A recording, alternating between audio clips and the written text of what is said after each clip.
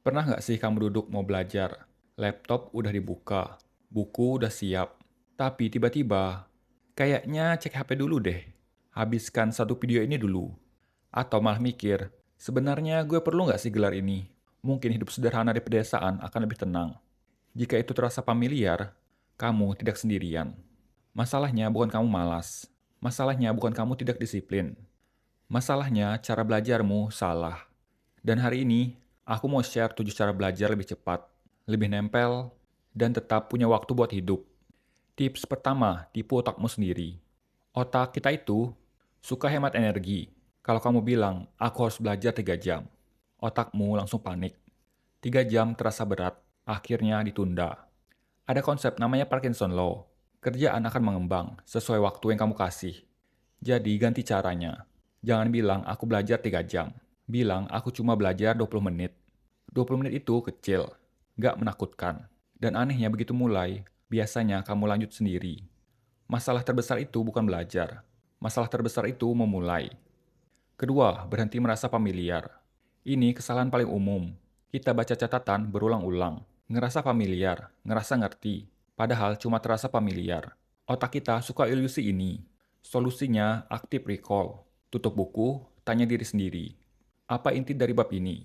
Kenapa konsep ini penting? Paksa otak ngeluarin informasi. Ini lebih kuat dibanding baca 10 kali. Belajar itu bukan soal masukin info, tapi soal bisa ngeluarin lagi. Ketiga, ajarkan walaupun hanya pada diri sendiri. Kalau kamu nggak bisa jelasin sesuatu dengan sederhana, berarti kamu belum benar-benar paham.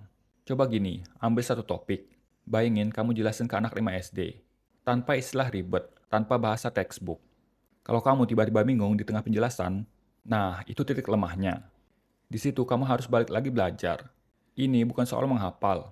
Ini soal mengerti. Karena hafalan cepat hilang. Pemahaman itu nempel. Keempat, ciptakan tekanan sebelum tekanan datang. Pernah nggak kamu merasa sangat fokus, tepat sebelum deadline? Itu bukan keajaiban.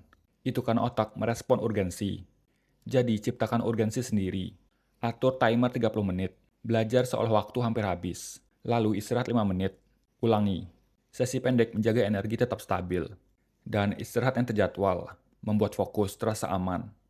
Kelima, tidak semua materi punya bobot yang sama. Banyak orang mencoba memahami semuanya secara merata, tapi nggak semua materi punya bobot yang sama. 80% hasil biasanya datang dari 20% materi paling penting. Jadi, cari tahu bagian mana yang paling sering diuji. Kerjakan soal latihan lebih dulu. Lihat pola yang muncul. Fokus pada inti. Belajar keras itu baik, tapi belajar strategis jauh lebih kuat. Keenam, rawat mesin yang menyimpan semua informasi. Ada kesalahan besar yang sering terjadi. Orang fokus pada teknik belajar, tapi lupa kondisi otak. Otak tidak mengunci informasi saat kamu membaca. Ia menguatkannya saat kamu tidur. Begadang sebelum ujian mungkin terasa heroik, tapi sebenarnya melemahkan daya ingat. Tidur yang cukup adalah bagian dari belajar. Dan bergerak, seperti berjalan kaki dan peregangan ringan, mampu meningkatkan aliran darah ke otak. Tubuh dan pikiran tidak terpisah. Keduanya bekerja bersama. Dan yang terakhir, berhenti belajar untuk nilai. Jika tujuanmu hanya angka di kertas, motivasi akan cepat habis.